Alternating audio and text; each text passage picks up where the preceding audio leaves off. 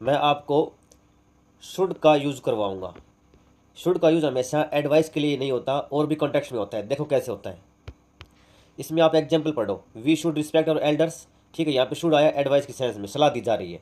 Should के बाद respect आया, ये वर्ब का काम कर रहा है, बेस वर्ब आती है।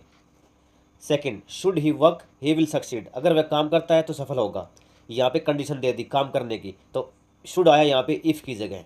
ठीक है, लेकिन यहाँ पे इफ़ की जगह आया है तो यहाँ पे वर्क आएगा, एस नहीं लगेगा। अगर यहाँ पे इफ़ आता, शुड नहीं आता, तो यहाँ पे वर्क्स लगता। ये ध्यान रखना।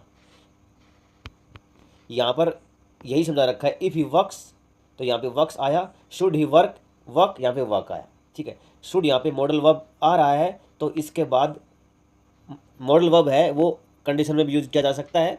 ठीक है, बी वाला कह रहा है, देखो ये अलग रूल है, he said I shall do the work. तो यहाँ पे इसका इंडायरेक्ट बनाएंगे तो he said that he should या वुड आएगा, तो यहाँ पे वुड आएगा। ठीक है, शैल और विल दोनों का पास्ट वुड होता है अगर एडवाइस नहीं आए तो। आगे यही कह रहा है, would because the past tense forms of shall or should and would.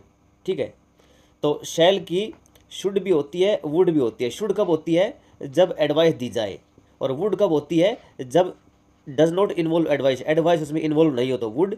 और वैसे शैल का शुड पास्ट होता है जब एडवाइस हो तो ही। यहाँ भी मैं आपका कन्फ्यूजन दूर कर देता हूँ। He said we should respect our elders, इसका इंडायरेक्ट बनाएंगे तो ही सेड दैट आया, क्योंकि आगे सिंपल सेंटेंस है, और उसके बाद दे बन गए वी का, और यहाँ पे वुड और शुड में एक चूज करना है, तो यहाँ पे शुड आएगा क्योंकि हमें एल्डर्स की रिस्पेक्ट करनी चाहिए, तो यहाँ पे शुड आएगा। यहाँ पे सेड है ना, तो इधर का जो टेंस है वो चेंज हो गया, तो यहाँ पे क्या आएगा, शुड आएगा शैल का। और वैसे भी इसमें शैल नहीं दे रखा, we shall respect our elders नहीं आएगा, क्योंकि यहाँ पे एडवाइस है तो एडवाइस का एडवाइस ही रहेगा, यहाँ पे वुड नहीं करेंगे। Should because here it is conveying a sense of advice. एक और rule, should ought to had better. ठीक है, तीनों क्या देते हैं, ड्यूटी और एडवाइस। ठीक, और कन्वे सेंस ऑफ ऑब्लिगेशन और एडवाइस, एक जिम्मेदारी और एक एडवाइस, या फिर एक एडवाइस सलाह देते हैं। बेटर यहाँ पे in the context of had better, better had के साथ लग जाता है तो वह प्रेजेंट टेंस का काम करेगा। आगे जो वर्ब आएगी वो मतलब base form of the verb and is in the present tense, वो प्रेजेंट टेंस में होता है। एग्जाम्पल से मैं आपको समझाता हूँ। यू हैड बेटर गॉन या go to school on time. बच्चे देखेंगे हैड आ रहा है तो वर्ब की थर्ड फॉर्म करते नहीं, हैड बेटर पूरा काउंट होगा। हैड बेटर यहाँ पे आया है शुड की सेंस में। ठीक है, एडवाइस की सेंस में तो गो आएगा।